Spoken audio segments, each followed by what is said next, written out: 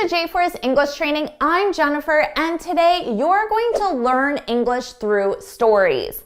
We're going to review 4 different news articles, and through this review, you're going to learn a lot of advanced vocabulary, advanced grammar, and even correct pronunciation. Let's get started. You might recognize this man. He's an actor and he was in the Avengers movies. So let's read the headline. Jeremy Renner, Avengers actor out of surgery but still in critical condition.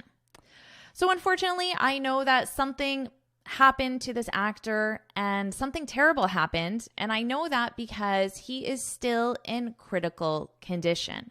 And critical condition, this means life-threatening condition.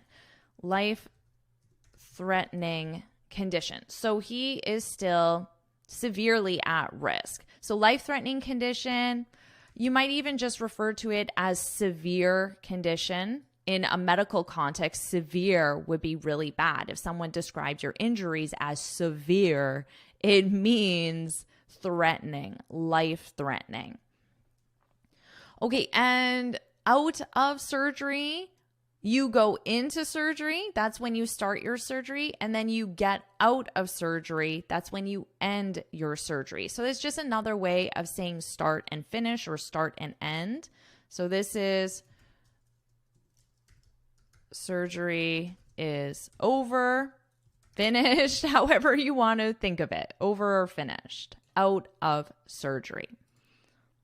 So maybe if you know someone who's going into surgery, I'll just write that, to go into surgery. This is when you start your surgery. The operation begins.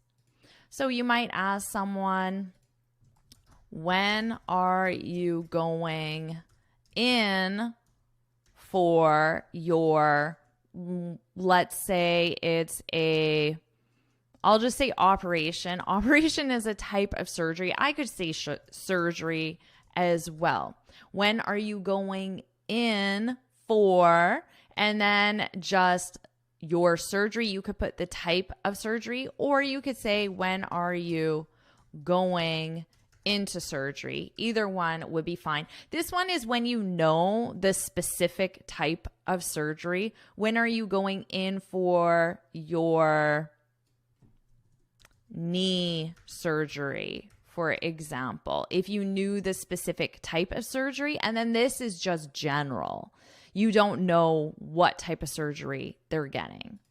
And then the opposite would be, when did he get out of surgery? So this is asking, when did it finish?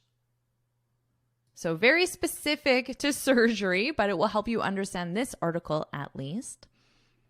Okay, let's continue on.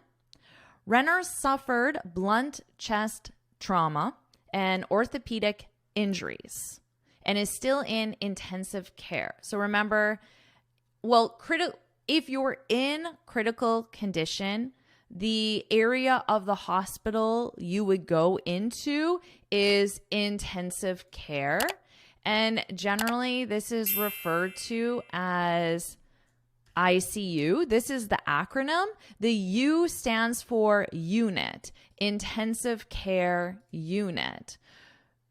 So if you hear, for example, that Renner, this is the last name of the actor, Renner is still in ICU.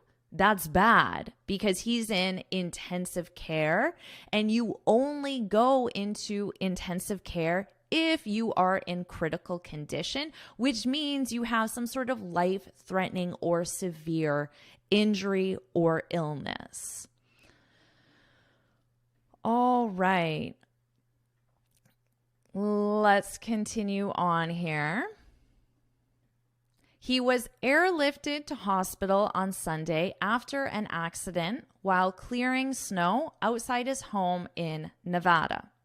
Now, this is very surprising because to me, snow and Nevada do not go hand in hand because Nevada's the desert. It is very hot in Nevada. So the fact he was clearing snow just really surprises me. To be airlifted, this is basically when you're rescued by either an airplane or a helicopter, some sort of aircraft. It doesn't matter which one. So you've seen this in movies, most likely documentaries, the news. There might be a fire, a burning building or something, and you can't go in it. So a helicopter or a plane has to come and they drop someone from above and then pick that person up and then take that person, because it's either the safest way or the fastest way to rescue that person. So maybe because there was so much snow that regular ambulances, it would have taken way too long. The roads were completely blocked by snow. So they had to use either a helicopter or airplane. That's what I would guess. To be airlifted, this means to be rescued by an aircraft, which is just an airplane or helicopter. I can't think of any other aircrafts. Are there just the two? I think so. Airplane, helicopter. Okay, aircraft, a craft in this case is just a vehicle, but we don't call them vehicles in the air. You would call it an aircraft. And these are the two types of aircrafts, just like different types of vehicles. You have a car, a van, a SUV, a truck, for example. Those are the different types of vehicles. So if you know a different type of aircraft, let me know, because I personally only know these two. Okay. He was airlifted to hospital on Sunday after an accident while clearing snow. In this case, clear snow simply means to remove snow. Remove snow. Remove snow. So clear is another way of saying that. While, okay, but it is remove, but let me put it in the correct verb tense, because you notice that we have a gerund here. Now, why do we have a gerund? This is a great grammar point. Because of the verb while. So you could say while clearing, not cleaning. You don't clean snow, you clear it. While clearing snow, he got into an accident. While clearing snow, he got into an accident. Okay? So you need a gerund verb after while, and this means the action was in progress, clearing snow, shoveling, clearing snow, and then something happened as that action was in progress. That's what while represents. The sentence structure is flexible because I could say he got into an accident while clearing. I don't know why I keep saying cleaning. You do not clean snow. That's weird. You clear snow while clearing snow. I would say this is the more common sentence structure, having your action, your subject, verb, your action, and then using while to show the other action. But you can absolutely reverse them. It's just, what do you want to emphasize? This one emphasizes the clearing snow because it comes first, and this one more emphasizes the accident. So either one is correct. So just remember while plus gerund verb. Okay. While clearing snow outside his home in Nevada. I think that's good. So this is the cause of the accident. Something happened while he was clearing snow. Let's find out. The U.S. has been battered by snowstorms, killing dozens of people. Now, you might not know what this verb to batter means, but I hope just by the context of this, one, you can understand the emotion. Is it a positive or a negative? And then, well, it's negative, right? Killing dozens of people. This isn't a positive thing. So battered by snowstorm. So in this context, even if you don't understand what the verb means, try to understand the emotion of it, and it will at least help you understand the overall meaning. When you're battered by something, it means that something happens very suddenly, very quickly, or in large quantity, and you weren't expecting it. So the US had a lot of snow. It happened very quickly and very suddenly.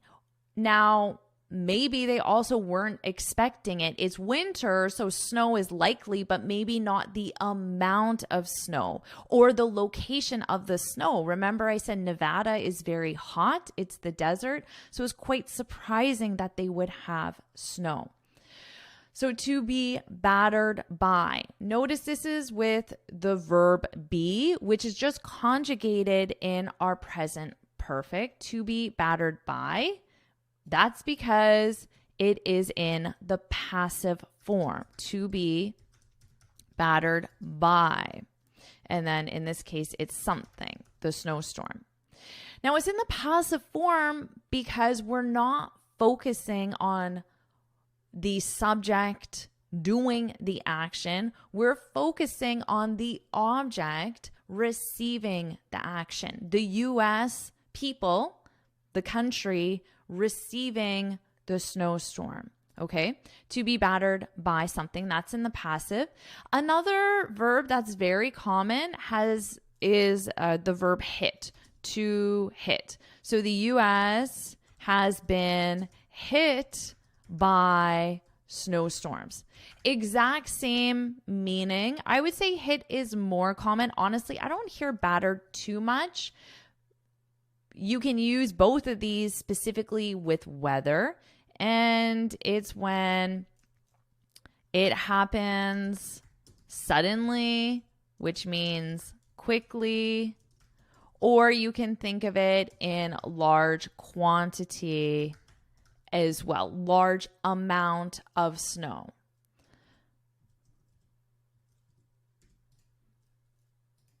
So just to show you a different example, we were hit by a tornado last year.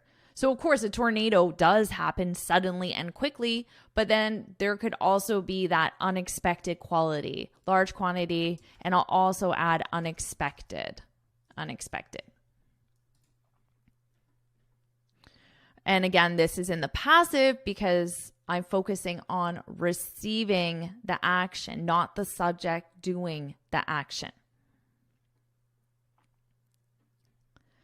Jeremy's family would like to express their gratitude to the incredible doctors and nurses looking after him, publicist Miss Mast said in a statement. All right. So I like this because you can express an emotion. So to express an emotion, and in this case, the emotion is gratitude. We use this a lot with gratitude, appreciation. You can also use it with love. I bought you this present to express my love for you. I wrote you this song to express my love. That's basically what a lot of people do in their music, in their songs. They express an emotion. So it's just another way of saying to share an emotion. So I'll write down that example I just gave. I wrote you this song to express my love. So you might say this is more formal. Now in perhaps a formal speech or presentation or even a staff meeting, your boss might say, I'd like to take a moment to express our appreciation for all your hard work. So this is a boss or a manager, a leader saying this to the staff, to the employees. I'd like to take a moment to express, and then here is the emotion, our appreciation, and then appreciation for, because you appreciate for something, for all your hard work. Now, although gratitude means thanks, it's the same thing, I don't really hear express my thanks for the incredible doctor. So this means thanks, but we use the word gratitude. So I encourage you to use the word gratitude. So if you want to express your gratitude to me in the comment section for this video, you can do that and say, you can copy this sentence structure. I'd like to express my gratitude. So notice one's gratitude, my gratitude, their gratitude, because it's Jeremy's family, their gratitude. In this case, it was our, because it's the boss and all the managers, the company as a whole, our. So remember, one's gratitude. I'd like to express my gratitude for your amazing lessons. And then you can say thank you so much. So even though this technically means thank you, you can still add on a thank you. Because remember, you don't say I'd like to express my thanks for. I mean, you can, but I hear it way more with gratitude. Now, look at the sentence structure. I should say this because notice it's gratitude and then the preposition to, but I wrote gratitude for. Do you know why I used a different preposition? Is gratitude to someone and is for something. Okay, so let me write that out. To, so I'll put express an emotion to someone for something. And you can use one or the other or both. So I could add, I would like to take a moment to express our appreciation to someone, to all of you, and now for, and then something, all your hard work. Okay, so one or the other or both. You don't have to use both. So practice that in the comments. Express your gratitude. It doesn't have to be to me, although I would appreciate it. It could be for anything or to anyone. Let's continue on. The family also thanked the local police and fire services and said they were tremendously overwhelmed and appreciative of the outpouring of love and support from his fans.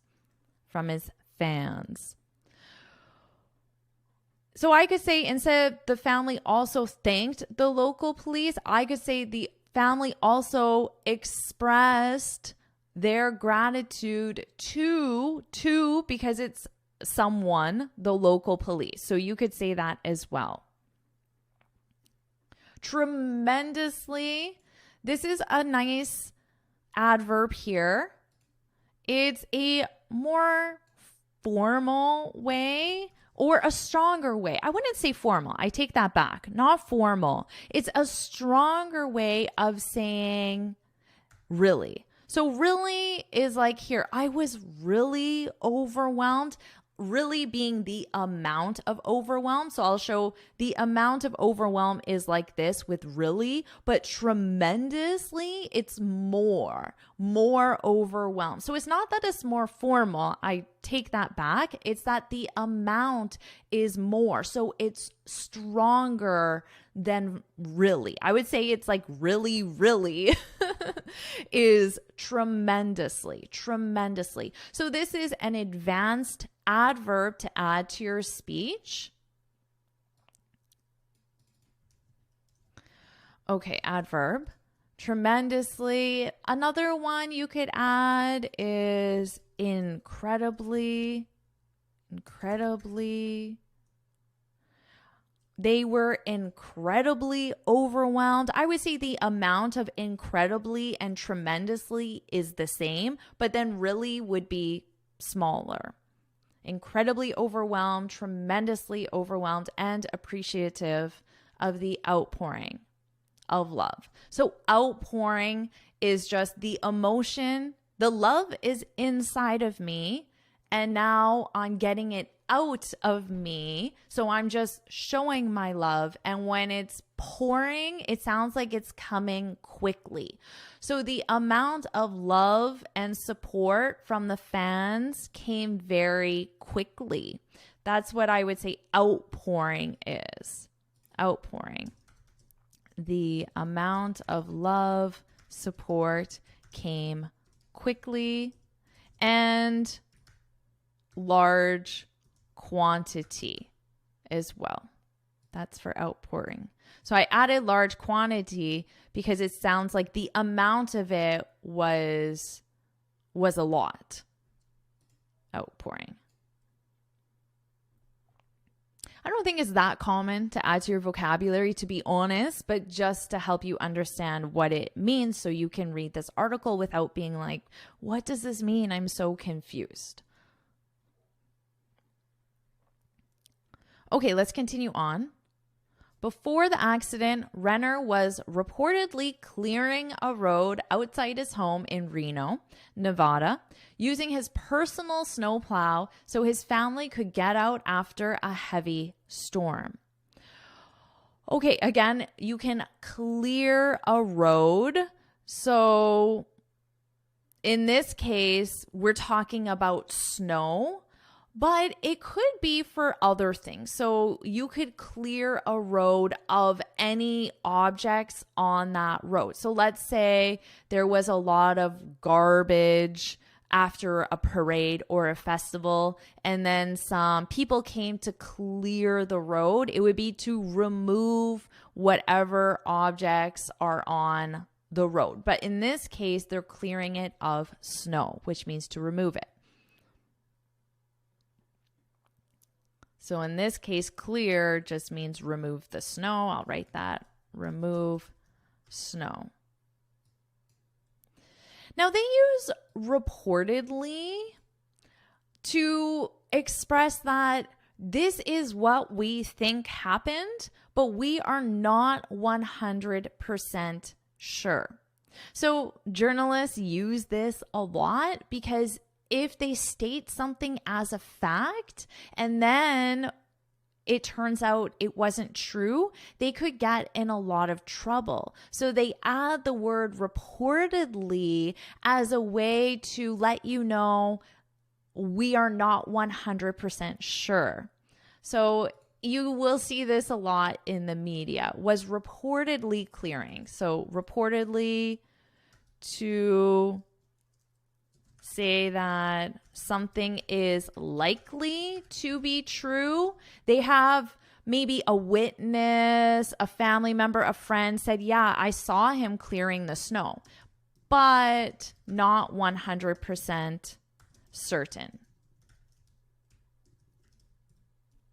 So we use this outside of the media. You might say the company is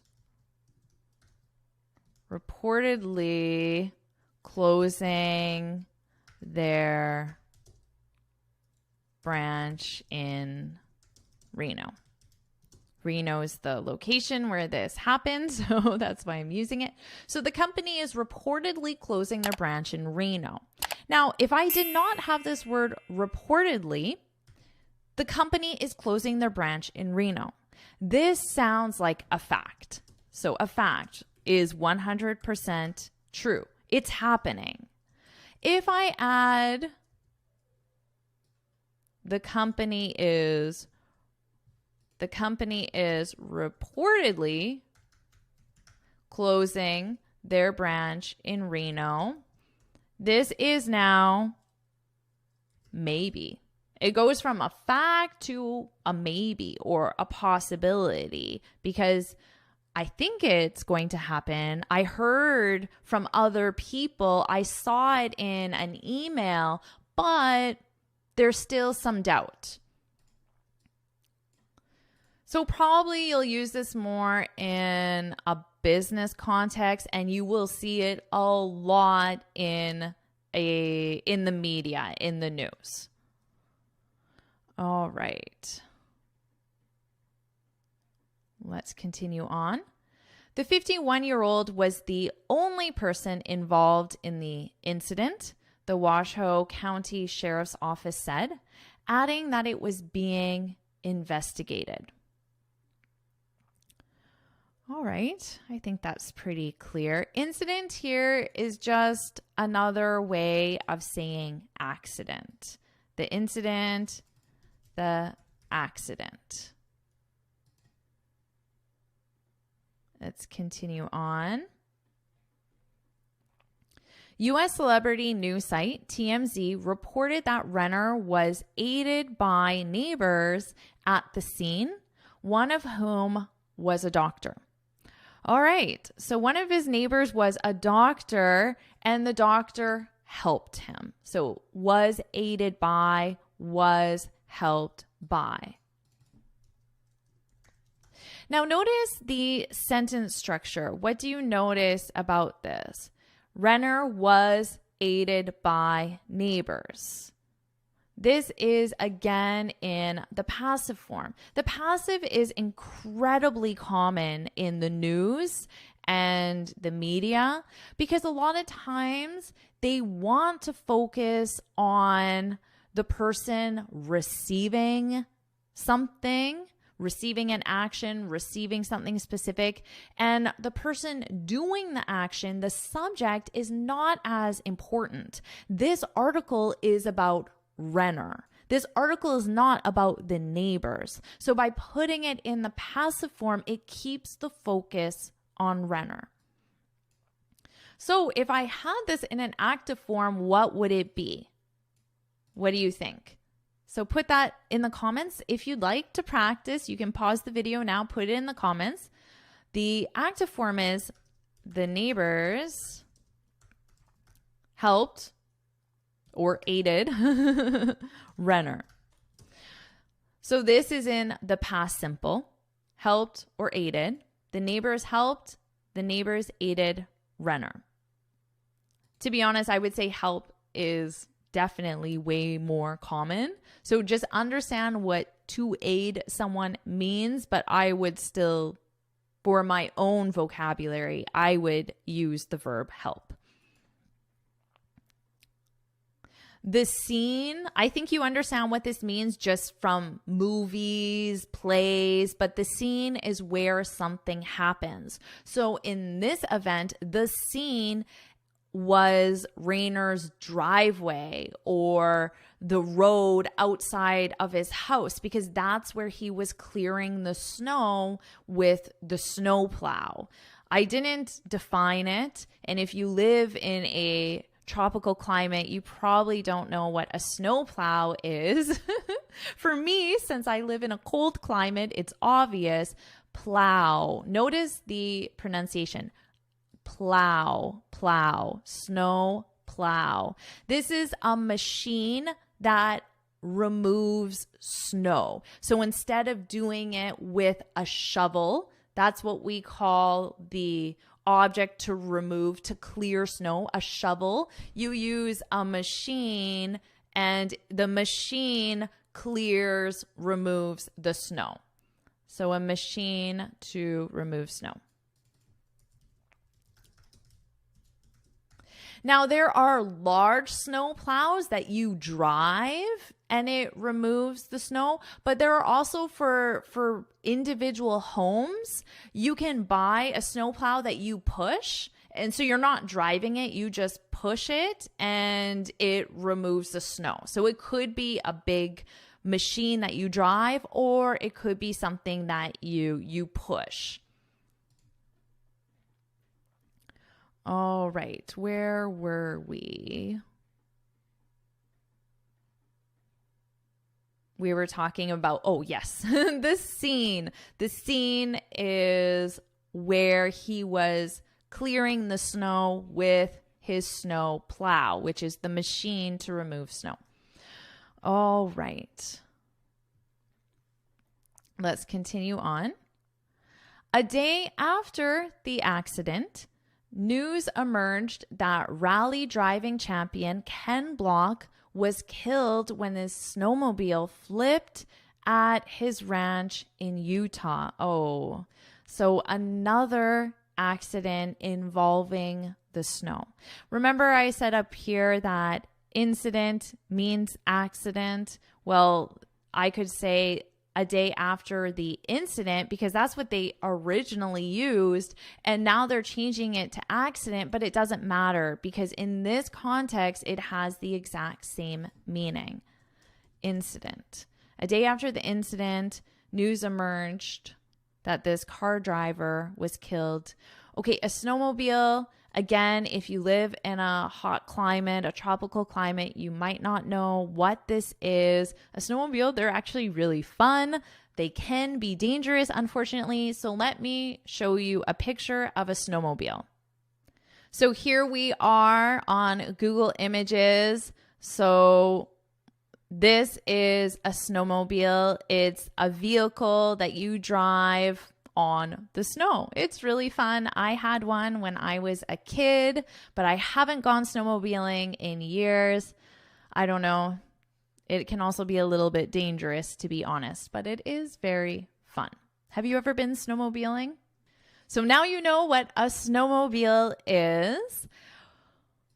And I said they can be very dangerous, and that's because they can flip. So the verb flip, right? You might flip a pancake when you're cooking, or flip your eggs while cooking, for example. But if you're driving, you can flip. So that's when the snowmobile will either go on the side or it could go entirely over.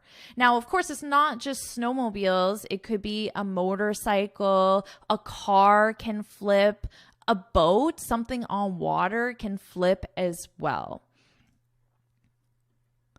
So let's continue on. Thousands of homes experienced power cuts and travel was severely disrupted. So a power cut is when the power stops working. The power stops working. And power is electricity. Stops working. So that's what it means. Now, let me share a very useful expression for you. My power went out because of the storm. Okay? So here, one's power to go out, to go out. So when your power goes out, it means you don't have electricity. Your electricity stops working. So it's the exact same thing. Electricity stops working. My power went out because of the storm. So let's say there's a lot of snow, a lot of rain, a lot of wind, whatever it might be in your location. You might say, I hope my power doesn't go out while I'm presenting.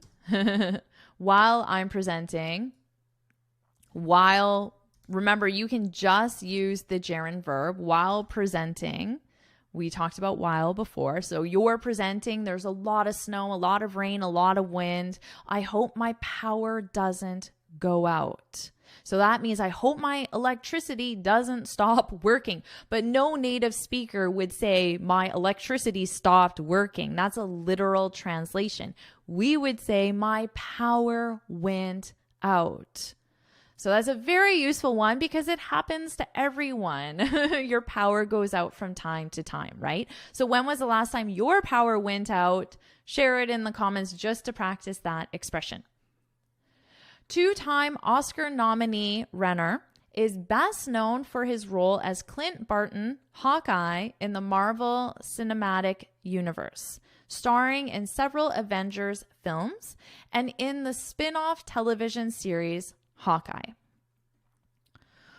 Okay.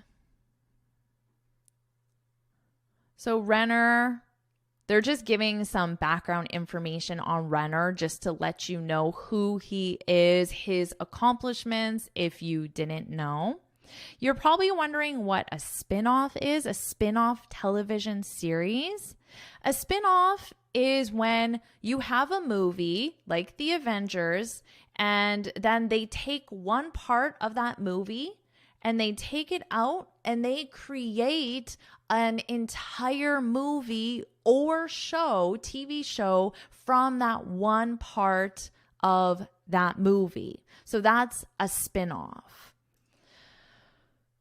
So for example, right now I saw on Netflix or something like that, that they're creating, or they have created, I think it already exists, so I'll say they have created a spin-off television series called, I think it's called Wednesday. And the spin-off is that Wednesday, this is the name of a person. Wednesday was a character in the movie The Addams Family. So they took that whole movie, The Addams Family, they took one piece of that movie, the character Wednesday, they took it and they created an entire television show series from that one part of the movie. So that is called a spin-off. Have you heard of the series Wednesday? Have you seen it? Have you seen the movie Addams Family? So that is what a spin-off is. Some people really like spin-offs because they get to keep watching. It's like you're still watching the Avengers. A lot of people don't like spin-offs because it's not the same as the movie. So I don't know. What about you? Do you like spin-offs? You can share that in the comments as well, just to practice your new vocabulary. All right, so that is the end of the article. I hope you learned lots from this article and found it very interesting. What I will do now is I will read the article from start to finish so you can focus on my pronunciation and you can practice along with my pronunciation. So let's do that now. Jeremy Renner, Avengers actor out of surgery but still in critical condition.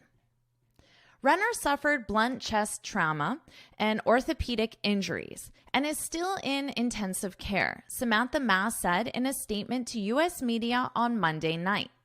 He was airlifted to hospital on Sunday after an accident while clearing snow outside his home in Nevada. The U.S. has been battered by snowstorms, killing dozens of people. Jeremy's family would like to express their gratitude to the incredible doctors and nurses looking after him, publicist Miss Mass said in a statement. The family also thanked the local police and fire services and said they were tremendously overwhelmed and appreciative of the outpouring of love and support from his fans. Before the accident, Renner was reportedly clearing a road outside his home in Reno, Nevada, using his personal snowplow so his family could get out after a heavy storm. The 51-year-old was the only person involved in the incident, the Washoe County Sheriff's Office said, adding that it was being investigated. U.S. celebrity news site TMZ reported that Renner was aided by neighbors at the scene, one of whom was a doctor. The day after the accident, news emerged that rally driving champion Ken Block was killed when his snowmobile flipped at his ranch in Utah. Thousands of homes experienced power cuts, and travel was severely disrupted. Two-time Oscar nominee Renner is best known for his role as Clint Barton, Hawkeye, in the Marvel Cinematic Universe, starring in several Avengers films and in the spin-off television series Hawkeye. Amazing job with that article. Now feel free to hit pause, take a break, go get a cup of coffee or tea, review the vocabulary you just learned, and when you're ready, hit play and we'll continue on with the next article. As you can see, we're talking about Britney Spears. Personally, I don't really like celebrity gossip too much, but I do like Britney Spears, and you are going to learn a lot in this lesson. So let me start with our title. Sam Asghari responds to rumors he's controlling Britney Spears' social media. So this, of course, is Sam Asghari, and hopefully needs no introduction, Britney Spears. Let's continue on. Sam Asghari is addressing whether he is overstepping when it comes to his wife, Britney Spears.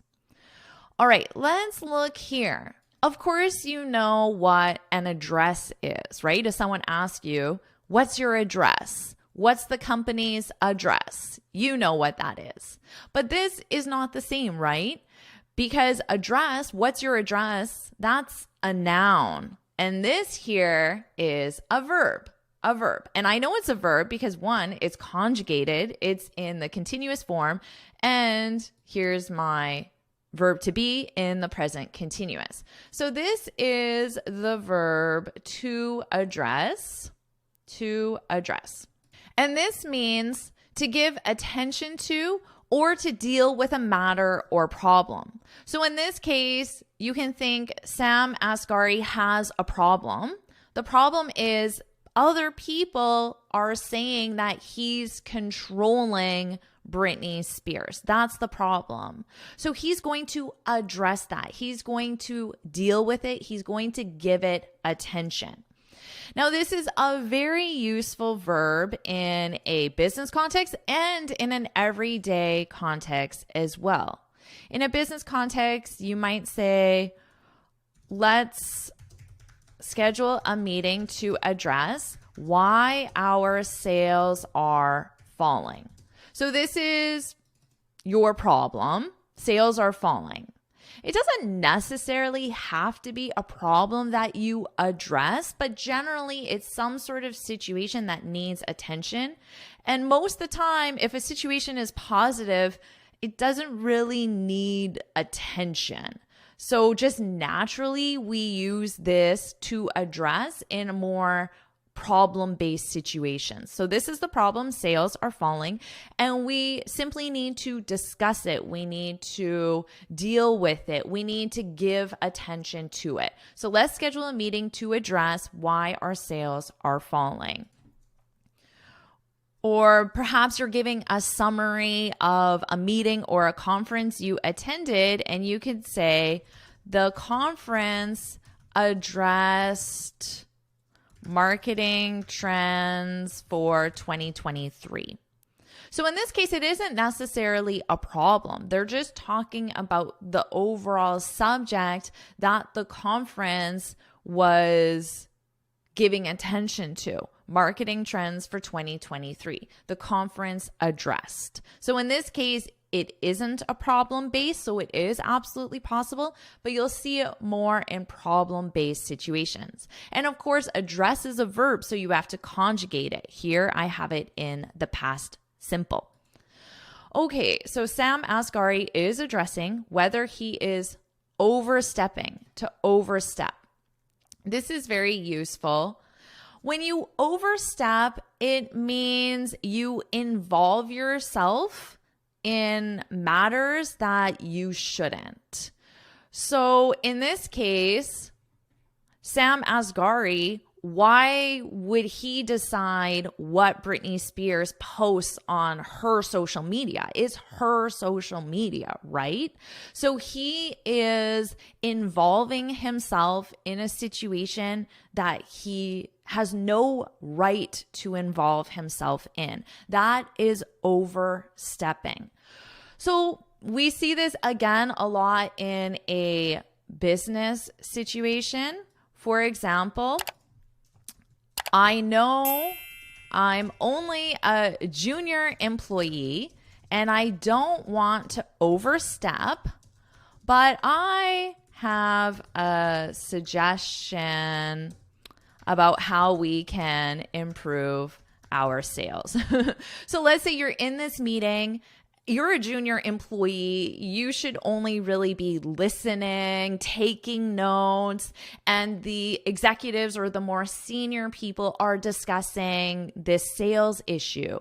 But you have an idea, but you might be involving yourself when you have no right to, based on your position within the company. So you can see that a lot when there's some sort of a hierarchy, and perhaps people in the lower part of the hierarchy should not be involving themselves. And if they do, we could use the verb overstep. But remember, there's a hierarchy in families. There's a hierarchy even in friendships. So you can use this in everyday situations as well. So here's the definition for you: to involve yourself when you have no right to, you shouldn't. I'll give you one other example because we do commonly see this, for example, with the police or government. They have power and authority, right? But there's certain things they should and shouldn't do, right? So maybe someone might say the police overstepped when they searched the residence without a warrant. A warrant in North America is a legal document that gives the police the authority to search someone's personal property. So if they don't have that warrant, they are overstepping. So that's another example for you. Okay. So Sam Asghari is dealing with addressing whether he is overstepping when it comes to his wife, Britney Spears. When it comes to, this is good as well. This is another way of saying regarding. We use this a lot at the beginning of a sentence. So that's how I'll show you how to use it, because I think this will help you sound quite advanced. You might say, when it comes to our sales strategy, just because we've been talking about sales in my other examples, when it comes to our sales strategy, we need to involve the marketing department. Okay. When it comes to our sales strategy. So this is how I can introduce what topic I'm going to be talking about. Remember, it's the same as saying regarding our sales strategy. So it's exactly the same. It seems a little bit longer, which it is, but it is a very nice expression. It's a very advanced expression. It will sound very natural. So you can use it at the beginning when you want to state the topic, and then you can state your opinion.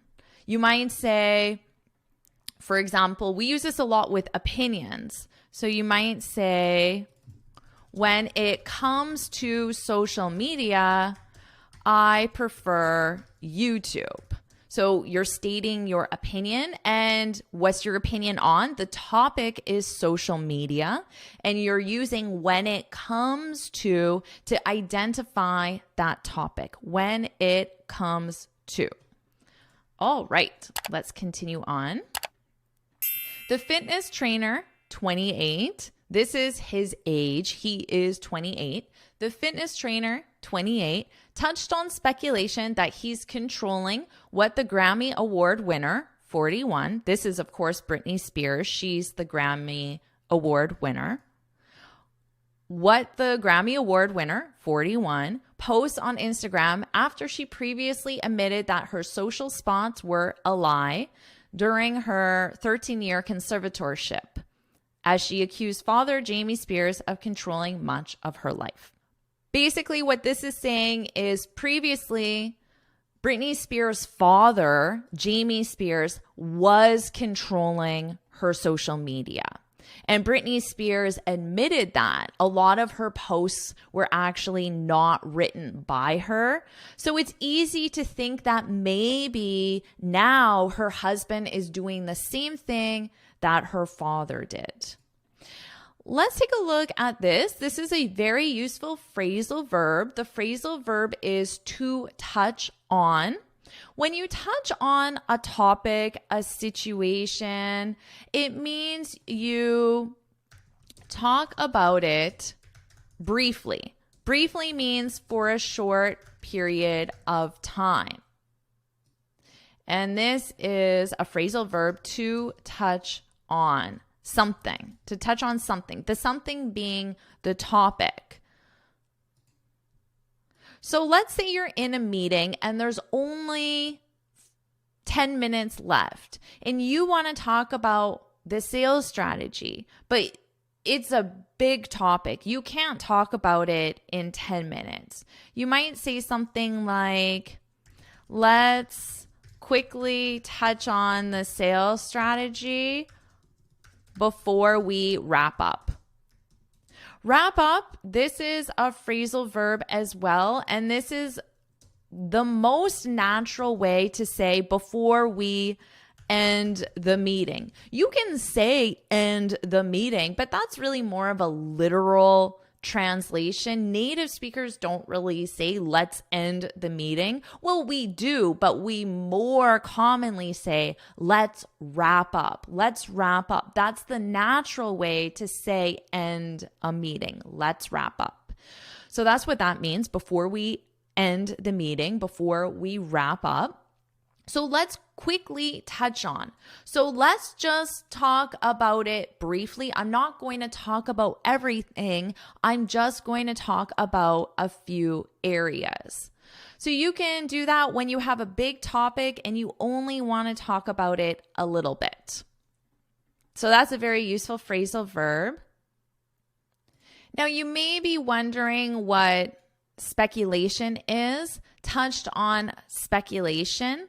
So speculation is a noun, but we also have it as a verb, which is to speculate. So this is the noun form.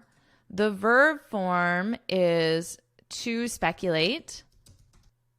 When you speculate, you guess possible answers to a question, but you don't actually have all the information to be certain. So let's say that there's a problem at work and I have some information. I might say, if I had to speculate, I'd say that, and then I would guess the cause of the problem. So when we use to speculate, if I had to speculate, we're letting the person know this is just what I think happened, but I'm not 100% sure. So here, using it as a noun is talking about speculation. It's his guess. It's his guess about what happened. So the fitness trainer touched on speculation that he's controlling. So notice the speculation is about him. So other people are guessing that he's controlling, but they don't actually know. So it's saying that they don't have evidence that her husband, Sam Asghari, is controlling her. They're just speculating. So that's how we use it. I might say, I think Jane wrote the report, but I'm just speculating. So I'm letting you know that I have some evidence to support that, but I'm not 100% sure. Another sentence structure is, if I had to speculate, I would say that Jane wrote the report. It's another way of saying if I had to guess. So really, it's a fancy way of saying guess, but it's very common, and get comfortable with it in the noun form and the verb form because we use it in both. All right, let's continue on. Okay. Now, this is quotation marks, so somebody is saying this, and this is what Sam Asghari, her husband, said. He said, "I don't even control what we have for dinner." Asghari recently joked to photographers, according to Just Jared. Just Jared, this must be some sort of online magazine, or maybe it's a social media channel. I don't know what it is, but it's the name of some sort of company or publication. Now, this is a joke. A joke is, of course, funny, haha. And it's funny because he's saying, how could I control her social media? I can't even control what she eats for dinner. So he's making a joke out of it, which is actually kind of funny. I laughed a little, at least. All right. In the past, there has been a lot of stuff going on, so I understand where some fans are coming from. He explained of the accusations. They're just being protective. If anything, they're being good friends.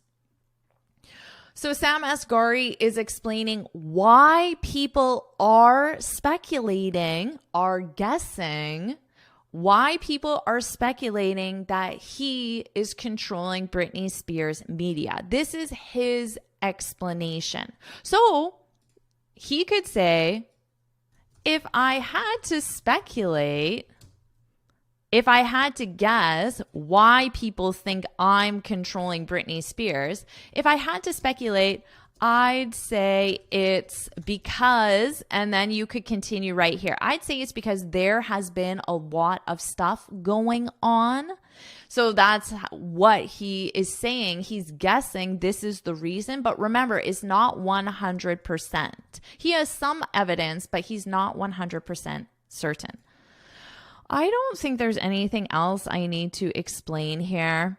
If I'm missing things that you don't understand, feel free to share in the comments so I know in future lessons what to talk about, because I don't see any grammar concepts or necessary vocabulary that I think needs to be explained in this paragraph. But if I'm wrong, let me know in the comments section. They're just being protective. If anything, they're being good fans. I guess the only thing I'll point out is, what does this mean when you have a square bracket?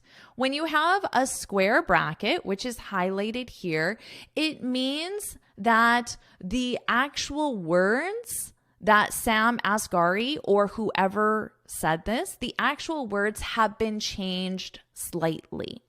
So remember, this is a quote. When you see quotation marks, it means those exact words came out of the person's mouth. So Sam Asghari, in an interview perhaps, or he wrote it on his Instagram, he said, in the past, there has been. Now, he said all of this, except Sam Asghari did not say some fans are. He probably said, I understand where they are coming from. Usually when we have square brackets, the journalist or the interviewer changed the words for clarity, because Sam Asghari probably said, I understand where they're coming from. They are coming from. I understand where they're coming from. But who is they?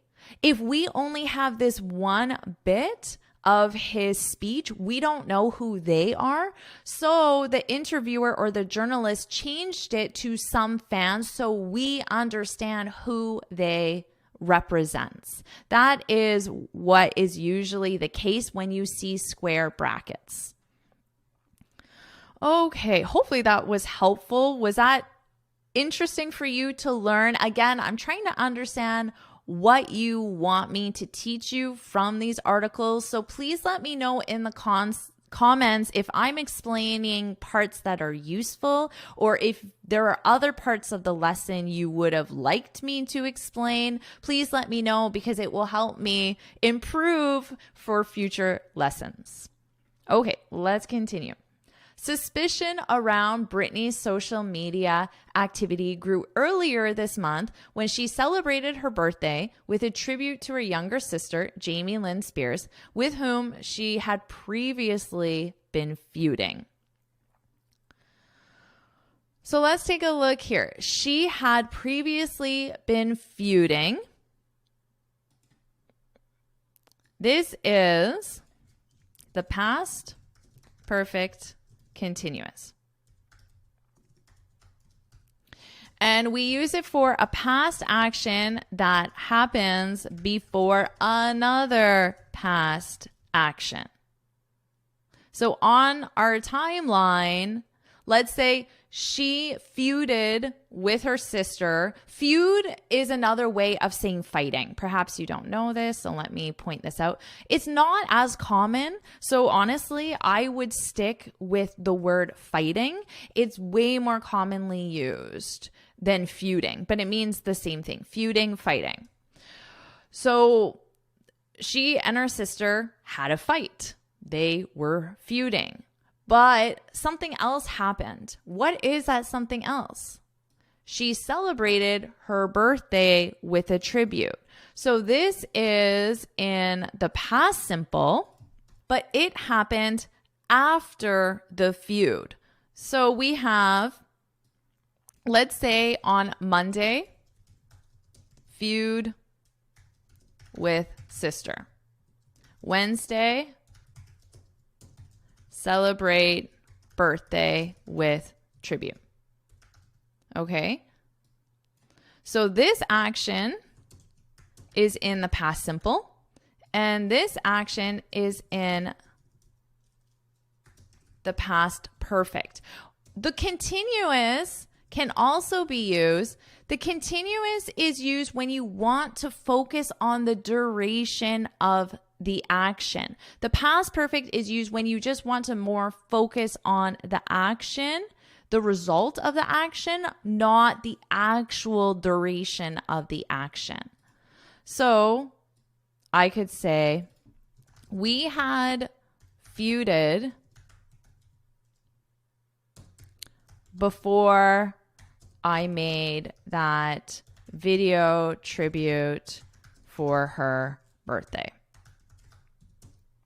We had feuded before I made that video tribute for her birthday. So notice, past perfect.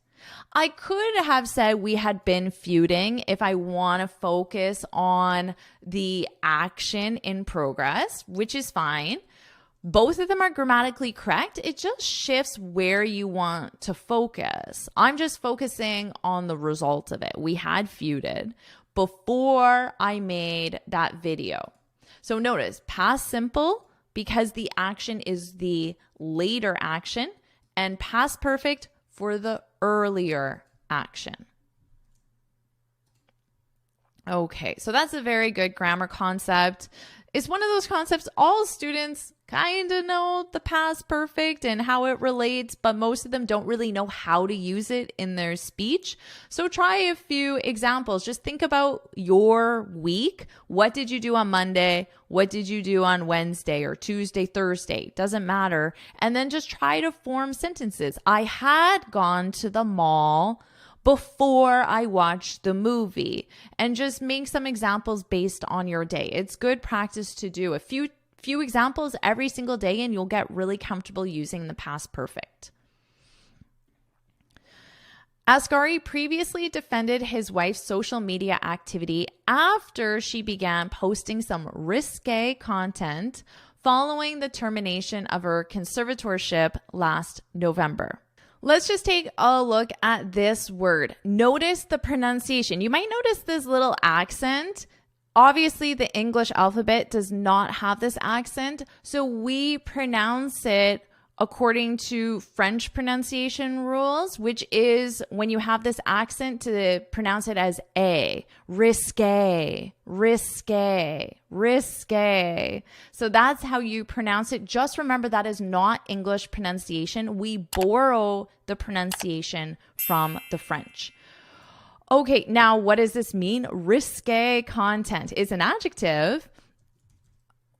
When you describe something as risque, it's something that it shocks you a little bit, just a little bit. It's not like, oh my God. It's just like, oh, it's just a little bit shocking,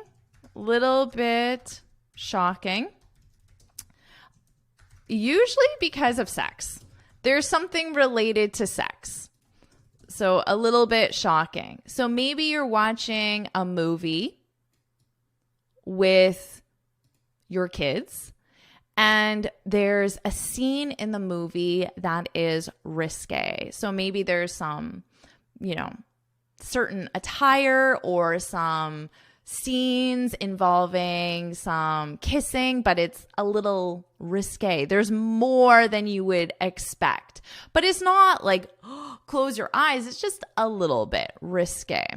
So let's say your friend is on vacation at the beach and she posts some photos of herself in a bikini in a very certain pose, right? And she puts that on social media. You might say, wow, your photo was a little risque, meaning, there's a slightly shocking. I didn't expect you to post that photo. Let's continue on. The only person in the world that gets bullied for posting things like this, Asghari wrote on his Instagram story earlier this month. I personally preferred she never posted these, but who am I to control someone that's been under a microscope and been controlled for most of her life? So I guess he's saying, I personally preferred she never posted these being, I assume, risque photos. Risque photos. I don't follow Britney Spears on Instagram, but I imagine she could post risque photos. Okay, risque photos. So again, a little bit shocking, right? I'm going to highlight 2 words, and I want you to think about, why did I highlight these 2 words? There's something grammatically odd, perhaps incorrect, about the 2 words that I highlighted. Do you know what that is? Well, your clue is person and someone. Because we should, grammatically, we should use who. Who. That is for objects, things. Who is for people. Who's been. Now, this apostrophe S represents has. So we need that with who. Who has equals, as a contraction, whose. Okay? So yes, technically this is incorrect grammatically. And if you are taking your IELTS or submitting a formal business report or an academic report, you should absolutely use who for people and that for objects. But I'll be honest, native speakers make this mistake and we use that instead of who all the time. It's just something we do in more casual speech. You'll see it all over the place on social media. And if you're wondering, why are they doing this? It's grammatically incorrect. Yeah, it is grammatically incorrect, and yet we do it anyway. So just for you to be safe, just remember who with people, that with objects. This is a expression, to be under a microscope.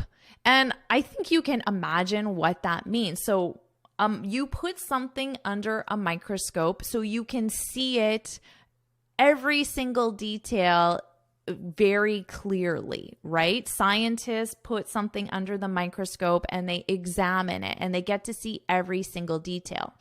We use this as an expression to say that we feel like we are being examined too closely, and we use it as a negative. So you might say, my new boss makes me feel like I'm under a microscope.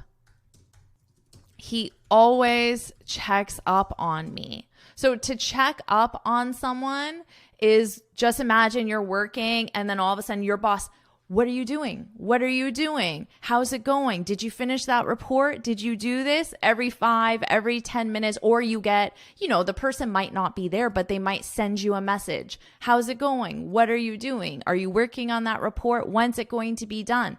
That is to check up on someone, to inquire about their status, basically. But you can imagine you feel like you're being watched very closely if somebody is constantly doing that, right? So generally, we use this expression as a negative to say we're being watched too closely. You can use it with a work situation, a coworker, a boss. You can use it in a family situation, a parent.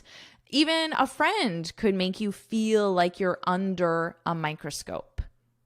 Okay, I wrote out the definition here for you. So I'm sure there's someone in your life, maybe not, that makes you feel like you are under a microscope.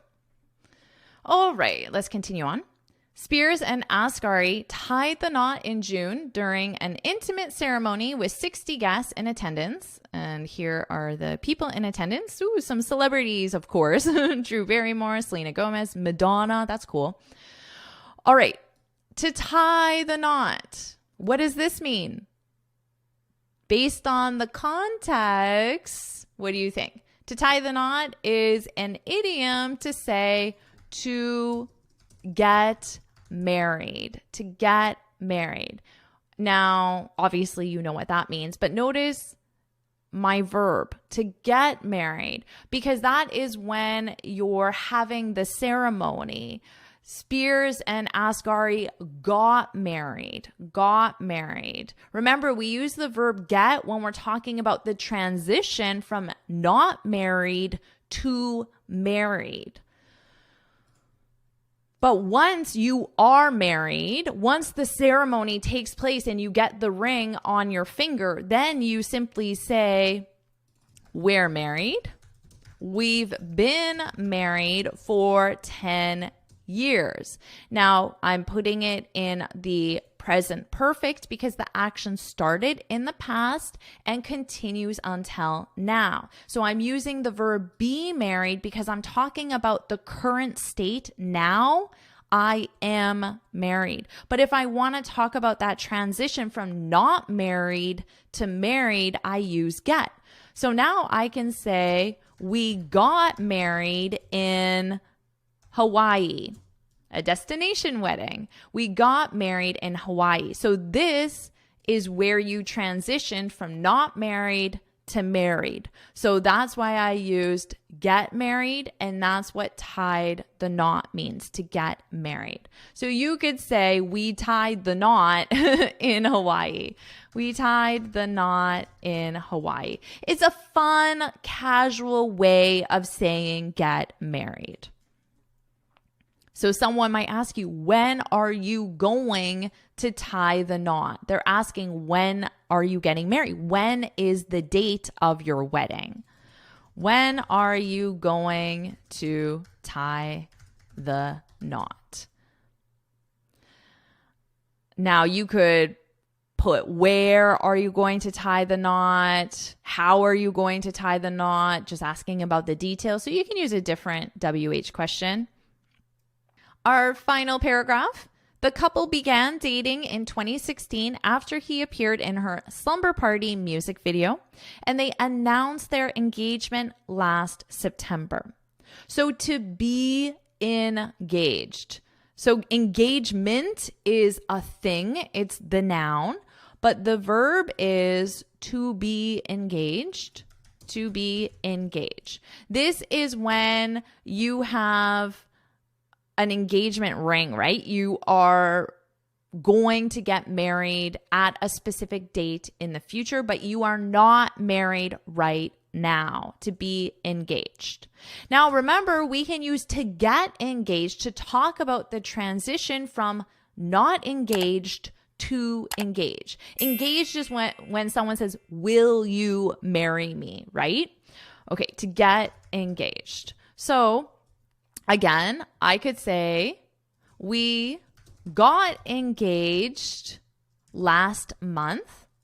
We got engaged last month. So technically, that means we've been engaged for 1 year, right? They mean the same thing. If somebody asks you, how long have you been engaged? You could say, we got engaged last month, or you can say, we've been engaged for 1 year. They mean exactly the same thing. Just remember, get focuses on that transition and be focuses on that current state. So that could be a useful thing to practice married and engaged with get and be in the comment section below. And that's the end of our article. So now what I'm going to do is I'm going to read the article from start to finish so you can focus on my pronunciation. So let's do that now. Sam Asghari responds to rumors he's controlling Britney Spears' social media. Sam Asghari is addressing whether he is overstepping when it comes to his wife, Britney Spears. The fitness trainer, 28, touched on speculation that he's controlling what the Grammy Award winner, 41, posts on Instagram after she previously admitted that her social spots were a lie during her 13-year conservatorship, as she accused father Jamie Spears of controlling much of her life.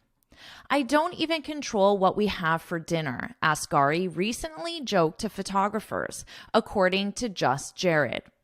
In the past, there has been a lot of stuff going on, so I understand where some fans are coming from, he explained of the accusations. They're just being protective. If anything, they're being good fans. Suspicion around Britney's social media activity grew earlier this month when she celebrated her birthday with a tribute to her younger sister, Jamie Lynn Spears, with whom she had previously been feuding.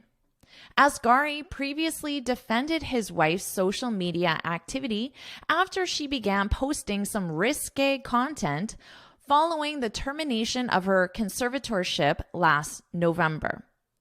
The only person in the world that gets bullied for posting things like this, Asghari wrote on his Instagram story earlier this month. I personally preferred she never posted these, but who am I to control someone that has been under a microscope and been controlled for most of her life? Spears and Asghari tied the knot in June during an intimate ceremony with 60 guests in attendance, including Madonna, Paris Hilton, Drew Barrymore, Selena Gomez, Donatella Versace, Ansel Elgort, and Maria Menounos. The couple began dating in 2016 after he appeared in her Slumber Party music video, and they announced their engagement last September. Amazing job with that article. Now feel free to hit pause, take a break, go get a cup of coffee or tea, review the vocabulary you just learned, and when you're ready, hit play and we'll continue on with the next article. I'm sure you recognize Leonardo DiCaprio. Now, this comment here says, so Leonardo DiCaprio is nearly 50 and dating someone who went to prom on Zoom. So that's what we're talking about in this article, the potential relationship and age gap, the age difference between these two. The headline of our article is Leonardo DiCaprio, 48, denies dating model Eden Polani, 19, but the internet is calling BS. Now, this is celebrity news, celebrity gossip, so it's written in a very informal way. Keep that in mind. This in brackets, of course, refers to the age of each person. So Leonardo DiCaprio is 48 years old, and this is model Eden Polani. She's a model, and she is 19 years old, so very young. But the internet is calling BS. Okay, so first let's go to deny, because this is important. When you deny something, you claim it isn't true. So Leonardo DiCaprio is saying that he is not dating this very young model. I want you to notice the sentence structure. What do you notice about our next word? Denies dating. Dating is a verb, to date someone, and that means to be in a romantic relationship with someone. But what do you notice about the grammar of this verb? It's the gerund verb. It's a verb plus ing, which is our gerund. So notice that the verb deny is a gerund verb. The verb that follows it needs to be in the gerund form. Here's another example sentence. Again, notice that gerund verb. Joe denies stealing the money. Joe says, it isn't true. I didn't steal the money. But the internet is calling BS. BS. Do you know what this stands for? Well, this is a slang expression. BS is an abbreviation for the word. I can't say this full word because you're not allowed to swear on YouTube. Your videos could be penalized if you do. So I'm sure you understand what letter is missing here. So that's what the word stands for. It's considered offensive, which is why YouTube doesn't like it when you use it. It's considered offensive. So I don't encourage you to use this word, but it is very commonly used. BS is the abbreviation because you take the first letter from here and the second letter from here. Sometimes we also abbreviate it by saying bull and just dropping the second word because it's this word that is considered offensive. Bull isn't really offensive, and neither is BS. Is really just this one word.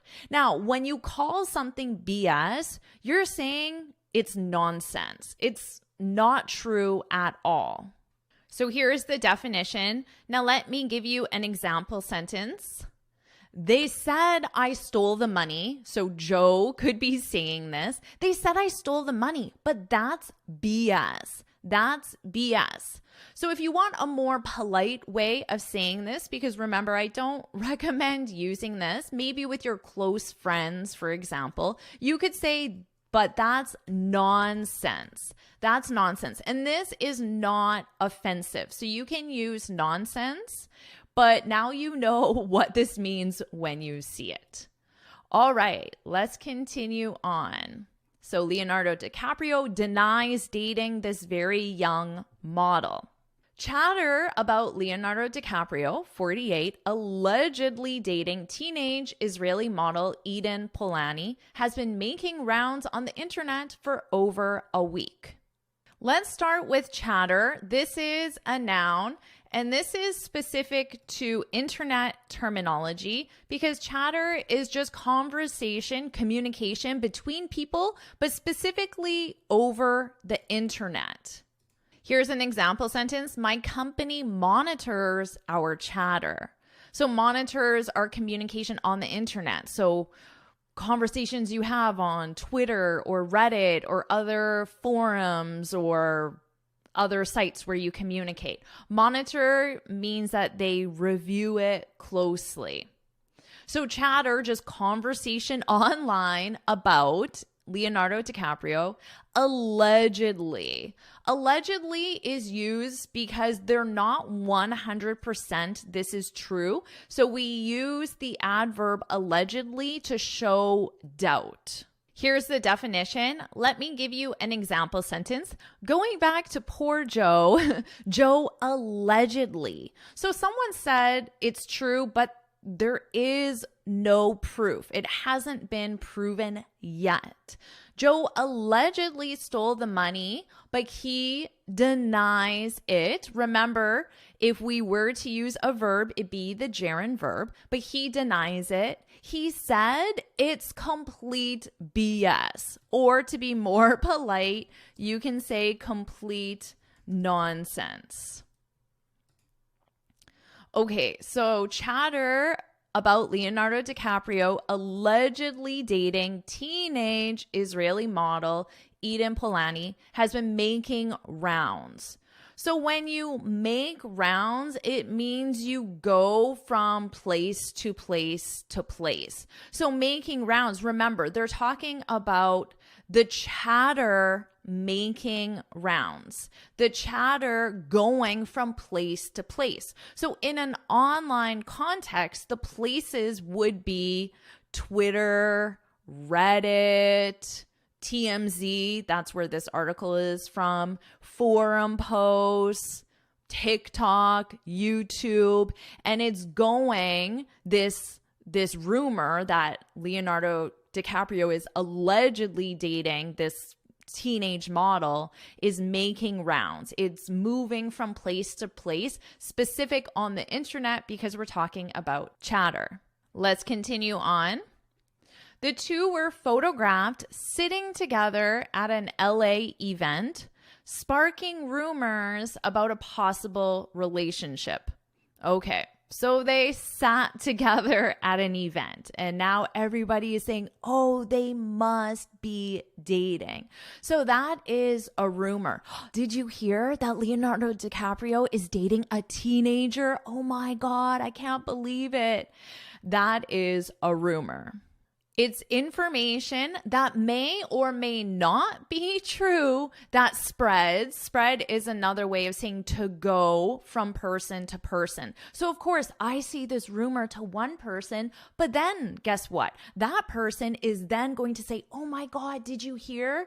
And that person is going to tell another person, and then a lot of people are talking about it, right? Now let's talk about this verb, sparking rumors. This simply means causing rumors, causing. So what sparked the rumors? What caused the rumors? It was the fact that they were sitting together at an event, and then probably someone took a picture, posted it online, and then, oh my God, did you see? And that's how the rumors started. Polani was born in 2004 and is currently 19 years old. So she's a teenager. Notice I was using that word before. They used it in the article teenager. Teenager. A teenager is someone whose age ends in the word teen. 19, 18, 17, 16, 15, 14, 13. Those are the teen years. 12 doesn't end in teen. So 12 years old, you're not a teenager. 20 doesn't end in teen. So it is 13 to 19. That is the age group of a teenager.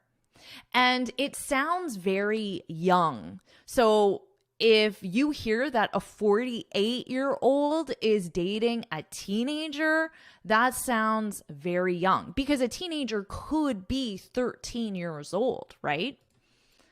Let's continue on. Given DiCaprio's track record and his recent split with 25-year-old Argentinian American model. Okay, track record. Your track record is your past accomplishments or your failures. So if you're applying for a job, you could say, I have a great track record of getting results, which means you have a lot of accomplishments in the past getting results. So you can definitely use this in a job interview. It will sound really professional. So let me write that example. Here's the example. Now notice they're using it for Leonardo DiCaprio's track record of dating younger women. So in his past, he has dated a lot of younger women. So that's his track record. And then they talk specifically about one woman he dated, and they say his recent split. So when you're a couple, but then you split, that's another way of saying you end your relationship. You break up. So he was in a relationship with this 25-year-old model, another model, but then they split. They broke up. It is more common to use the phrasal verb break up. Split sounds a lot more informal, whereas break up is the common expression used. We don't really say they ended their relationship. That sounds a little too formal. It sounds like the literal definition. We say they broke up, but the casual way is they split. Now here, we're using rumored again. A rumored relationship with Polanyi. So remember, rumored in the sense that it may or may not be true. A rumored relationship with Polanyi was hardly a reach. Okay, notice it started with given. Given means that based on. So based on his previous track record of dating a lot of younger women, it's hardly a reach. What does this mean? Well, hardly just means not. So in this context, it means it's not a reach, which means it's not difficult to understand why these rumors exist.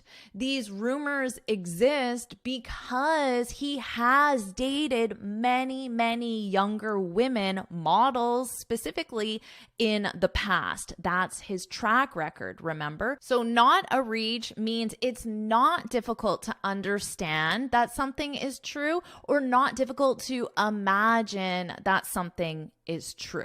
Let's continue on.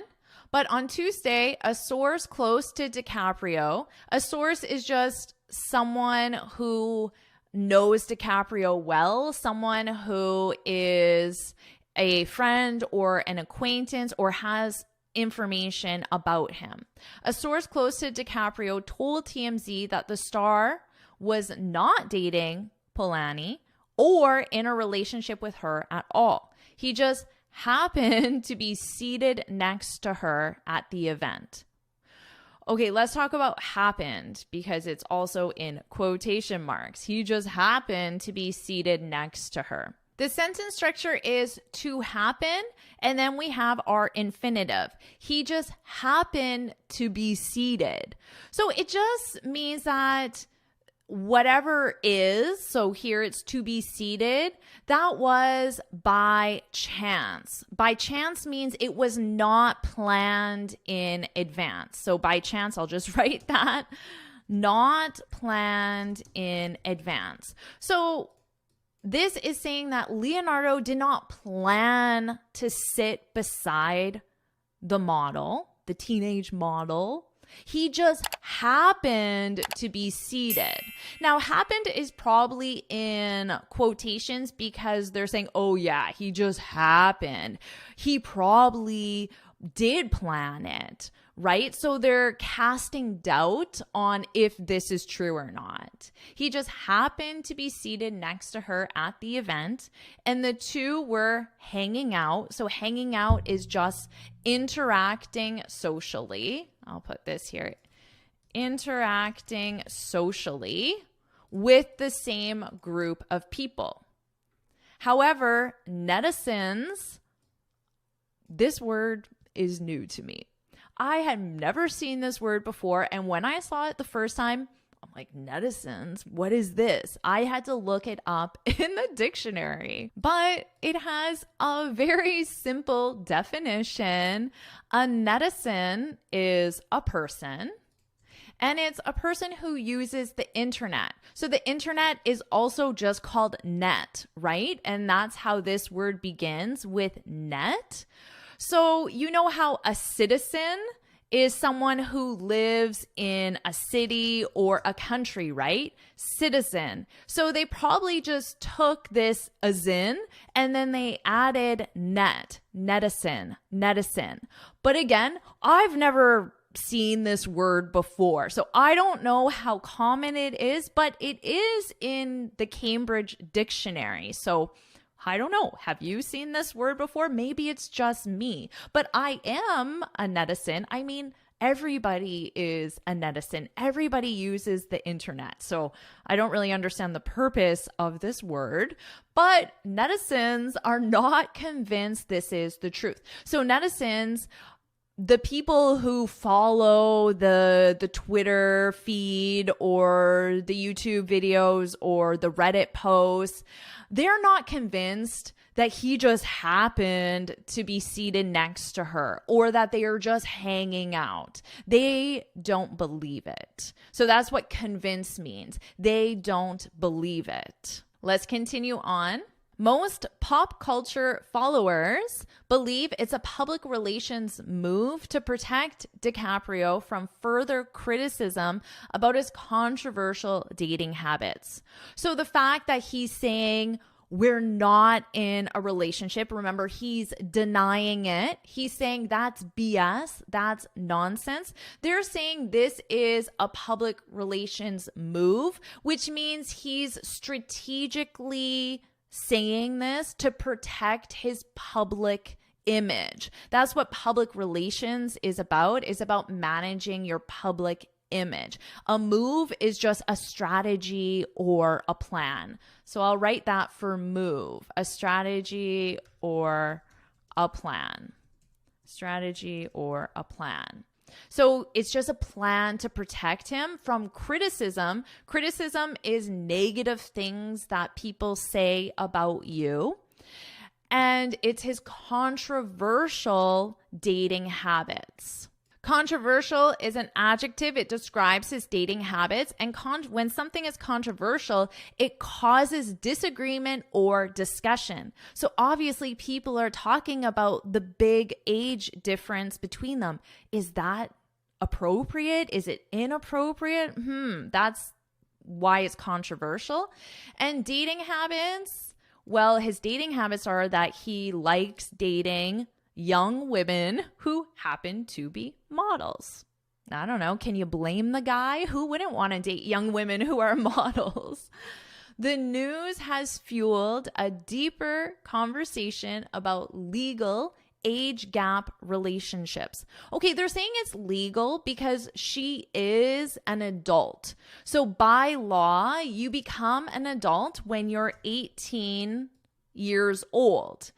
You're a legal adult. So 18 years old, legal adult, at least in North America. Could be different other places. So the model, I don't remember her name, Eden Poloni, is an adult. She can make her own decisions. If she wants to date Leonardo DiCaprio, well, she's an adult. She can make that decision. So she is a legal adult. But age gap, so he's 48 and she's 19. The gap is between those ages. So it's the difference. We often use this to say there's a big age gap. There's a big age gap between them. Or you could say the opposite and you could say there's only a 2-year age gap. Again, gap means difference between my husband and me. So gap means difference. And you can talk about the age gap in friendships or other type of relationships. It doesn't have to be just romantic relationships as well. So the news has fueled. Fueled means cause something to continue. So it's caused these conversations to continue. So that's what fueled means. I'll write that out here. So our sentence structure is something has fueled something. So the news has fueled, and this something is the deeper conversations. So it means something has caused something to happen. That's fueled. So the news, remember, which is a rumor about their relationship, their alleged relationship, has caused this deeper conversation about legal age gap relationships, their ethics, and their inherent power dynamics problems they come with. And that is the end of our article. So now I'll go back and I'll read the article from start to finish. And this time you can focus on my pronunciation and follow along with my pronunciation. Leonardo DiCaprio, 48, denies dating model Eden Polani, 19, but the internet is calling BS. Chatter about Leonardo DiCaprio, 48, allegedly dating teenage Israeli model Eden Polani has been making rounds on the internet for over a week. The two were photographed sitting together at an LA event, sparking rumors about a possible relationship. Polani was born in 2004 and is currently 19 years old. Given DiCaprio's track record and his recent split with 25-year-old Argentinian-American model Camila Morrone, a rumored relationship with Poloni was hardly a reach. She's 29 years his junior. But on Tuesday, a source close to DiCaprio told TMZ that the star was not dating Polani or in a relationship with her at all. He just happened to be seated next to her at the event, and the two were hanging out with the same group of people. However, netizens are not convinced this is the truth. Most pop culture followers believe it's a public relations move to protect DiCaprio from further criticism about his controversial dating habits. The news has fueled a deeper conversation about legal age gap relationships, their ethics, and the inherent power dynamics problems they come with. Amazing job with that article. Now feel free to hit pause, take a break, go get a cup of coffee or tea, review the vocabulary you just learned, and when you're ready, hit play and we'll continue on with the next article. Today we're talking about Beyonce and the Grammy Awards, which recently took place. So first, I will read the article in full and you can pay attention to my pronunciation. So let me read it now. Beyonce arrived fashionably late to the 2023 Grammy Awards. She was stuck in LA traffic. Beyonce's highly anticipated appearance at the 2023 Grammy Awards was delayed due to, you won't believe it, Los Angeles traffic. I mean, where was her helicopter? Over an hour into the ceremony, the Renaissance singer finally made it to the Crypto.com arena, as confirmed by Pop Base. Once she took her seat, host Trevor Noah panned to her table where we got a first glimpse of her look. The Grammy-winning artist, who tied the record for the most all-time wins with her husband, Jay-Z, wore a strapless beige corset top with a silver metallic skirt by Gucci, accessorized with black leather gloves. For beauty, she opted for a soft bronze look, her honey gold hair crimped and worn down. Now let's review the article in more detail so you can learn some of the advanced vocabulary and grammar concepts from this article. This is a very short article. It's a very light-hearted topic. Light-hearted means not serious topic. We're talking about Beyonce. We're focusing on her clothes, and we're talking about the Grammys. So let's read the title here. Beyonce arrived fashionably late to the 2023 Grammy Awards. So, of course, I could say Beyonce arrived late to the Grammys. When I add the word fashionably, it means that she was late, but in a positive way. We use this a lot in North American culture because let's say you're invited to a party and the party starts at 8:00 p.m. Nobody goes to the party at 8:00 p.m. because it's not fashionable. Fashionable means popular at a specific time. So let me write that down for you. Fashionable. We'll talk about that a little bit more. Fashionable, popular, but at a specific time. So first, let me give you an example of fashionable, and this is an adjective.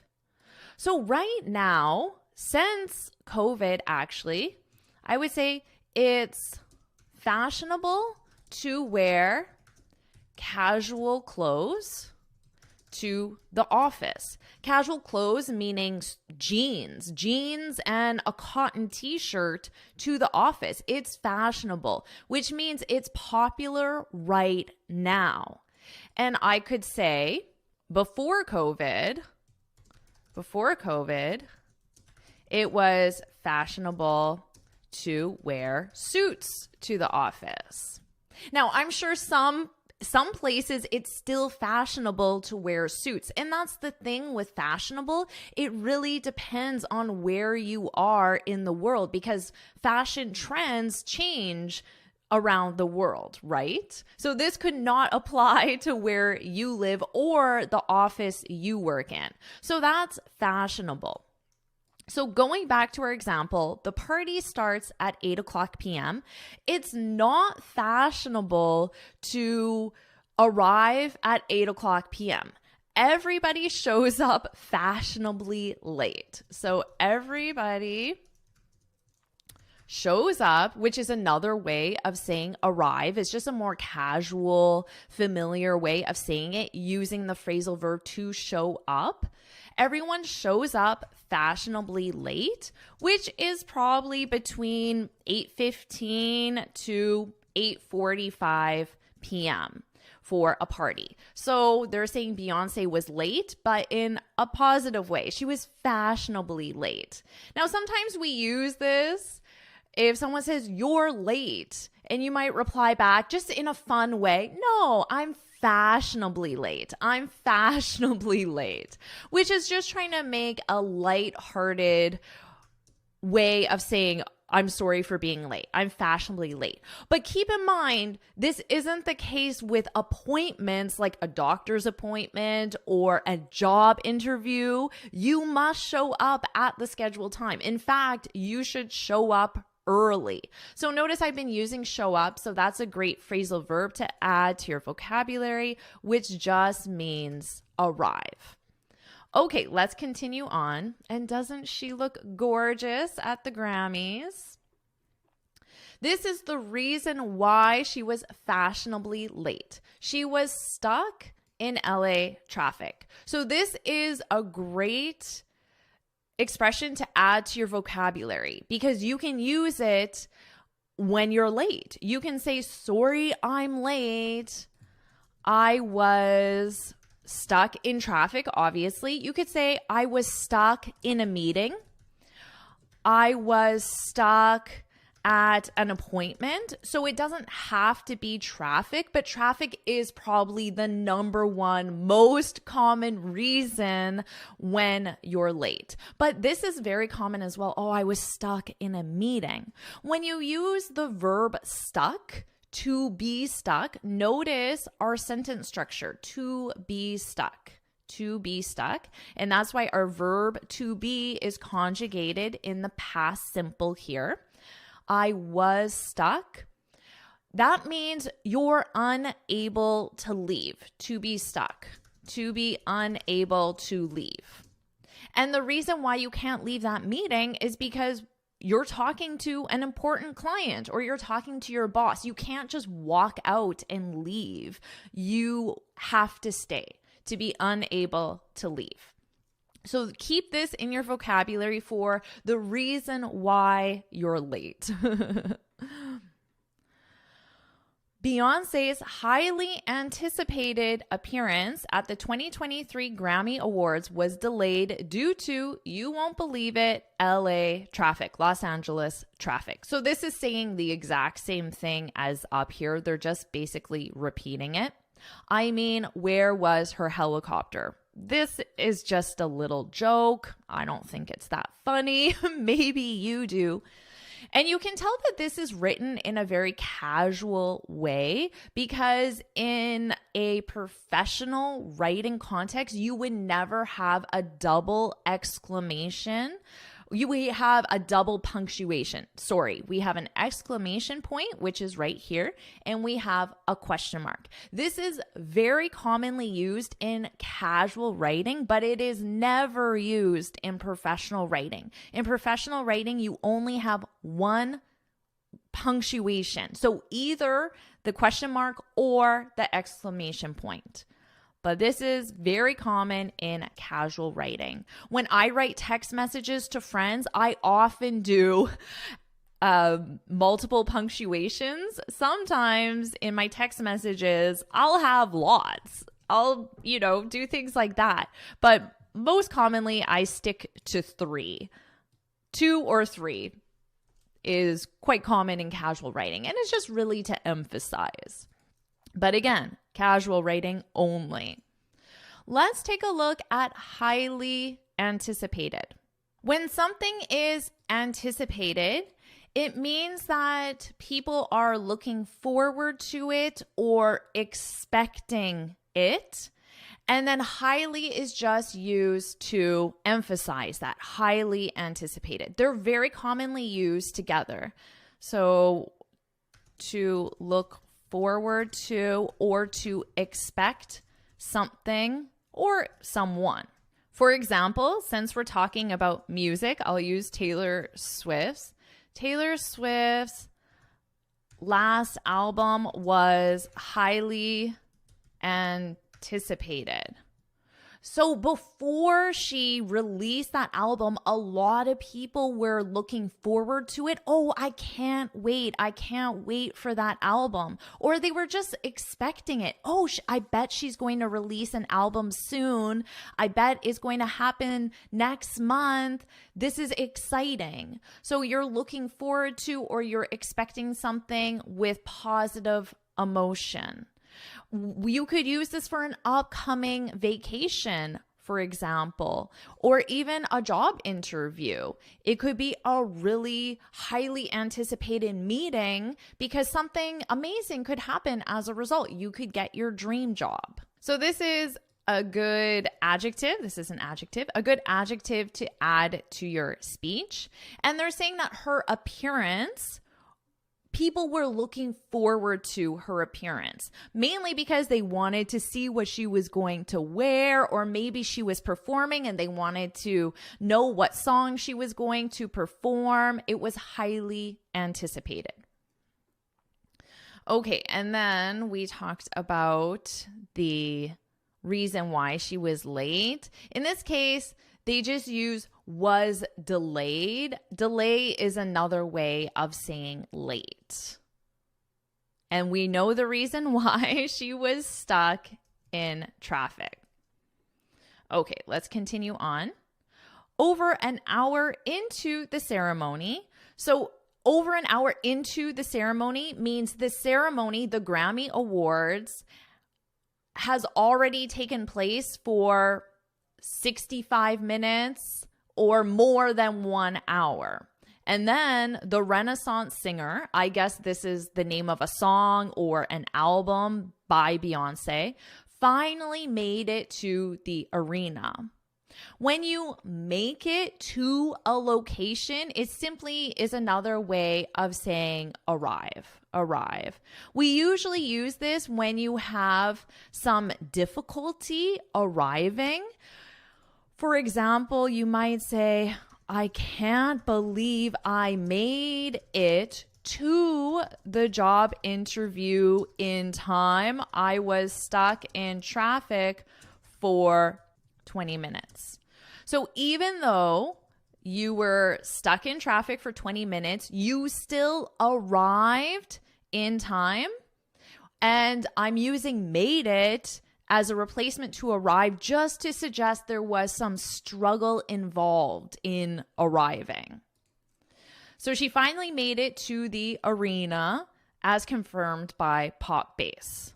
All right. Once she took her seat, host Trevor Noah panned to her table. This is just a photography term. If you're not a photographer, just ignore it. When you pan, this is the camera, okay? Right now, sorry, my microphone's in the way. I'll move back. That means pan. When you move the camera slowly and then you might focus on something specific. So in this case, they focused on Beyonce's table. That's pan. You can ignore it if you're not in the photography industry. So it's just a photography term. Okay, let's take a look at the sentence structure here. Once she took her seat. In this case, once means the same as after. Once she took her seat. And then notice the second part of the sentence is in the past simple. Okay? So I could say, once I arrived, we called the marketing team.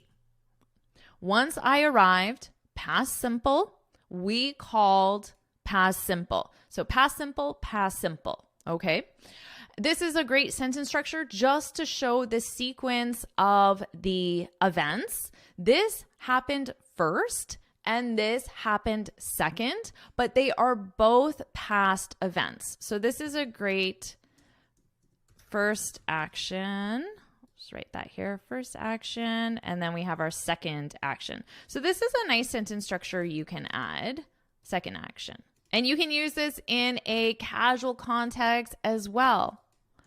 Once we landed in Cuba, let's say you're going on vacation to Cuba. Once we landed in Cuba, we went to the beach.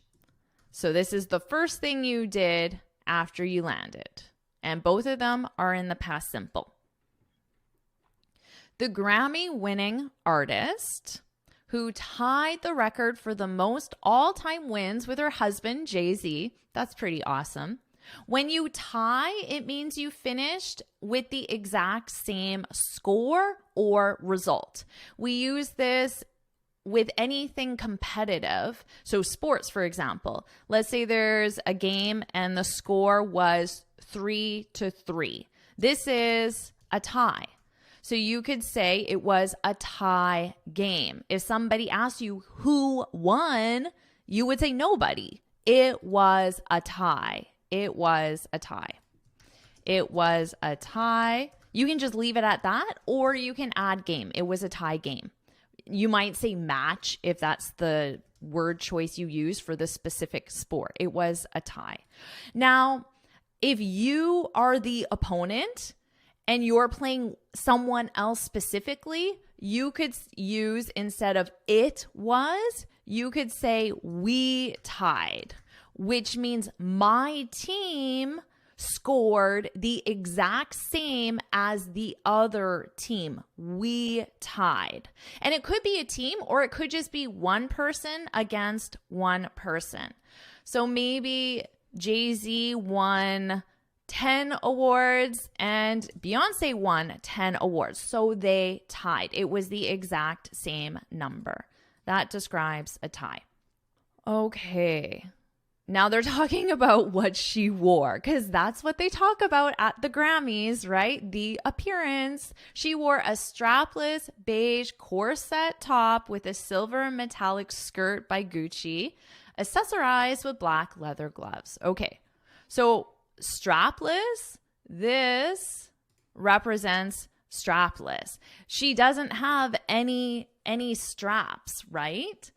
Now, a corset is when it's tied very tightly at your back. Usually there's some rope and they actually tie it very tightly at the back.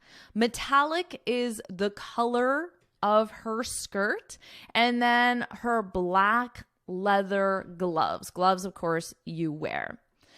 And they used the word accessorized because they consider gloves accessories. Accessories. So let me write this for you. Accessories. Now these are items added to an outfit for decor, like decoration, for decoration. So things like jewelry,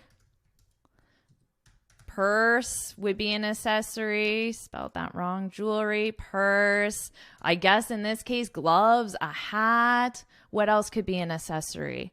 Well, for men, like a watch, but that's considered jewelry as well. I can't think of any other accessories, so we'll just leave it at that. So let's see. Beyonce has earrings. These are accessories.